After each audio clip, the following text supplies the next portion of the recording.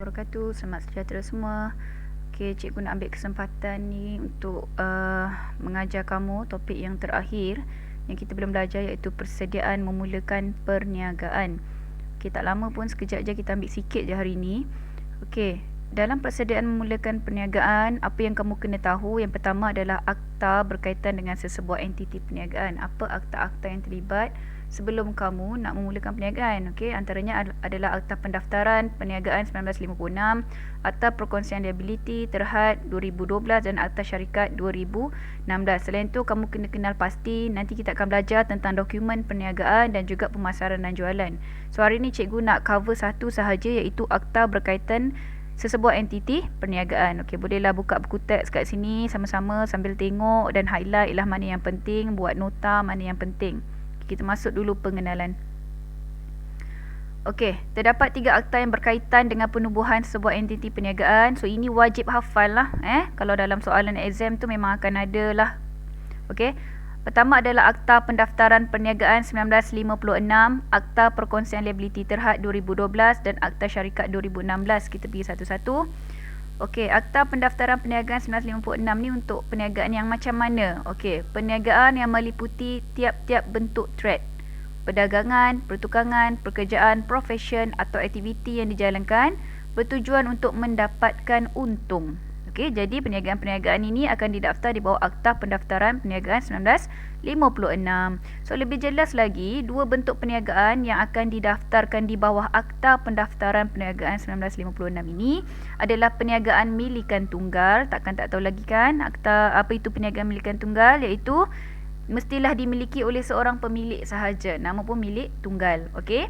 Perniagaan perkongsian yang kedua, okey, iaitu perniagaan sekurang-kurangnya 2 orang dan tidak melebihi 20 orang lah, kecuali perniagaan liability terhad. So dua perniagaan ini sahajalah yang akan didaftarkan di bawah Akta Pendaftaran Perniagaan 1956, iaitu sekali lagi cikgu ulang, milikan tunggal dan perkongsian sahaja. Okey. Kalau dah faham, cikgu bergerak kepada akta yang kedua, iaitu Akta Perkongsian Liability Terhad 2012. Daripada tajuk ini pun awak dah boleh pegang, iaitu apakah jenis perniagaan yang akan didaftarkan di bawah Akta Perkongsian Liability Terhad 2012. Iaitu tak lain tak bukanlah, iaitu perkongsian liability terhad. So saya rasa semua sedia maklum kot apa maksud PLT ni, iaitu ianya adalah gabungan daripada syarikat dan juga perkongsian konvensional, perkongsian biasa, yang mana dia punya ahli atau pemilik dia tidak boleh melebihi 20 orang.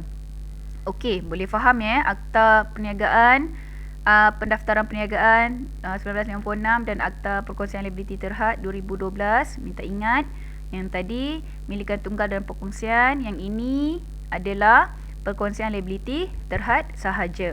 Okey, next, Akta Syarikat 2016. Okey. Ada dua jenis perniagaan yang didaftarkan di bawah akta inilah, iaitu di bawah Akta Syarikat 2016 yang kita dah belajar, iaitu syarikat persendirian dan syarikat awam. Okey. Syarikat persendirian, semua kena sedia maklum, apapun nama di bahagian hadapan dan di belakangnya diakhirkan dengan sendirian berhad ataupun SDN.berhad. Ini dia punya short form lah daripada sendirian berhad. Apa pun nama di hadapan, NHZA sendirian berhad ke, NHZA SDN BHD ke, itu adalah syarikat persendirian. Okey. Dan ahli dia mesti tidak melebihi 50 orang pemegang share. Maksud cikgu tadi, pemegang share dia tidak lebih daripada 50 orang. Contohnya ni, digital, Wira Digital Sendirian Berhad ini. Ini adalah contoh syarikat persendirian lah. Okey, satu lagi yang didaftarkan di bawah Akta Syarikat 2016, iaitu syarikat awam berhad, iaitu menggunakan perkataan berhad sahaja. Tak ada pun perkataan sendirian tu. Dia hanya adalah berhad ataupun BHD sahaja. Apa pun nama di hadapan, di belakangnya berhad ataupun BHD, itu adalah syarikat awam. Okey, jangan cakap cikgu tak pernah dengar pun. Ini pun jangan cakap macam itulah. So ini adalah ilmu yang kamu kena tahu. Apa pun datang di hadapan ada perkataan berhad dan BHD, itu adalah syarikat awam berhad lah. Okey, contoh kat sini adalah AirAsia. Ciri-ciri saya yakin kamu dah tahu perbezaan awam dan persendirian. Okey, next. prosedur ataupun langkah-langkah, undang-undang, syarat, cara-cara macam mana nak daftar perniagaan. Okey. Milikan tunggal ini didaftarkan di bawah Akta Pendaftaran Perniagaan. Milikan tunggal dan perkongsian milikan tunggal Okey. Pertama, kena dapat kelulusan nama perniagaan yang akan digunakan. Okey. Kalau guna nama trade, okey, ada borang yang kita dah isi. Hari tu saya dah tunjukkan borang. Yang borang tu ditulis PNA, tak salah saya PNA 42 Okey, borang pilihan nama, borang carian nama yang kamu kena tulis 3 tu. Okey, yang mana satu kalau guna nama trade. Kalau kamu guna nama sendiri seperti nama dalam kad pengenalan, tak perlu lagi dapatkan kelulusan dari SSM. Okey? Okey, nama mesti dalam kad pengenalan lah. Nurul Hidayah Zainal Abidin contoh macam tu lah. Tak adalah nama orang lagi kat dunia Nurul Hidayah Zainal Abidin saya seorang je. Okey? Next, langkah yang kedua, mengisi borang pendaftaran, iaitu borang A kita dah isi dah hari tu kita dah cuba isi tengok belah kanan ni itu adalah contoh borang A, isi yang berkaitan. Okey, pemilik perlu mengemukakan permohonan kepada SSM. Dah isi, hantar kepada SSM. Okey, yang ketiga, menghantar borang tersebut bersama dokumen sokongan beserta fee yuran lah yuran pendaftaran kepada SSM. Okey, cubalah tengok sebelah tu. Okey, itu adalah contoh borang A. Okey, kita dah isi, kamu pun dah kenal. Alright. Tadi pendaftaran perniagaan untuk milikan tunggal. Okey, ini adalah prosedur pemerbadanan syarikat sendirian berhad, pendaftaran syarikat. Okey, ni syarikat sendirian berhad. Kena kenal pasti dulu. Kalau lebih 51 orang, itu bukan syarikat sendirian berhad dah. Itu syarikat berhad. Okey, yang dia tidak melebihi 50 orang, itu syarat dia. Okey, permohonan pertama, carian nama syarikat.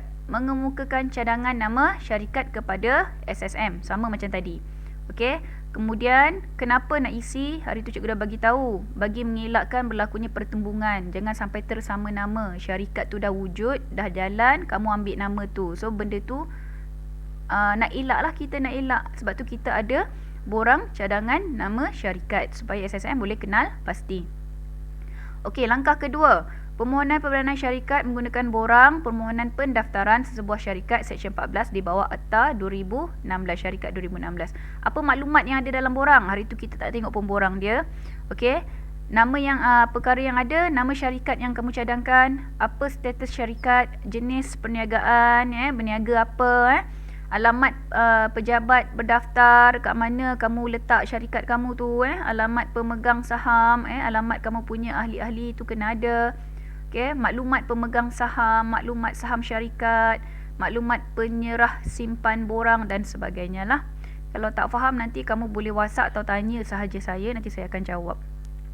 Okey, bila kita dah buat semua ni, bila kamu dah buat 2 langkah, cari nama, isi borang, kena tunggu dulu. Okey, kena tunggu dulu notis pendaftaran daripada SSM.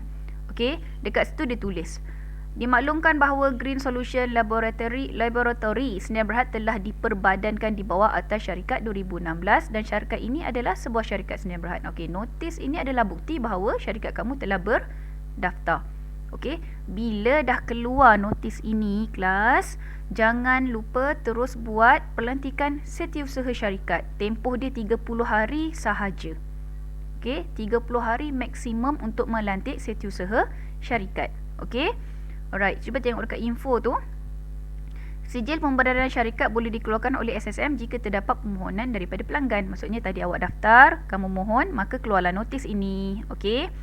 So, fee pendaftaran boleh tengok tu, syarikat berhad mengikut saham RM1,000. Syarikat berhad mengikut jaminan RM3,000. Ini adalah info sahaja. Alright. Next, last. Okey, last. Prosedur pemerbadanan syarikat awam. Okey. Contoh seperti Sime Darby Berhad dan Public Bank Berhad, perkataan berhad tu lah. Okey. Pertama, mengemukakan cadangan. Macam biasa, macam tadi juga, kemukakan cadangan nama supaya tidak bertindan ataupun tidak ada yang tersama di dalam dunia perniagaan. Okey, hanya kamu satu-satunya nama perniagaan tersebut. Okey. Kedua, permohonan pemerbadanan syarikat sama macam tadi. Dah mohon, tunggu notis dulu. Okey, tunggu notis dulu yang membuktikan awak dah berdaftar. Okey. Alright, kat sini kita tengok perbezaan dia. Akta yang mengawal selia perniagaan, akta pendaftaran perniagaan, akta syarikat, okey, PLT, akta perkongsian liability terhad 2012. Sumbangan modal perniagaan, sumbangan pemilik atau pekongsi. Sebab ini adalah milikan tunggal ataupun milik perkongsian. Okey, syarikat sumbangan saham, PLT sumbangan pekongsi. Pemilik perniagaan atau rakan kongsi, syarikat dia punya pemilik perniagaan, siapa yang pegang saham. Okey, untuk PLT, pekongsi yang membuat sumbangan modal sahaja. Yang tak ada sumbangan modal, dia tiada pemilik perniagaan. Okey, liability untuk perniagaan ini tidak terhad, macam kita dah belajar. Syarikat ini kedua-duanya liability terhad, ini pun sama liability terhad, iaitu sekiranya apa-apa terjadi, kerugian hanyalah setakat modal yang dibayar sahaja. Saya harap jelas dan awak boleh ingat dan boleh bezakan apa itu liability terhad dan tidak terhad. Ya. Okey, bilangan pemilik atau pemegang saham. Okey, untuk tunggal seorang sahaja, yang ini maksimum 2 orang, minimum 2 orang, maksimum 20. Okey. Okey, syarikat okey 2 hingga 50, yang ini 2 hingga tiada had maksimum.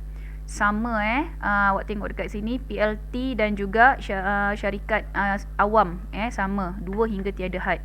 Okey, tanggungjawab pemilik atau rakan kongsi, yang ini lembaga pengarah dia dan ini adalah pengkongsi.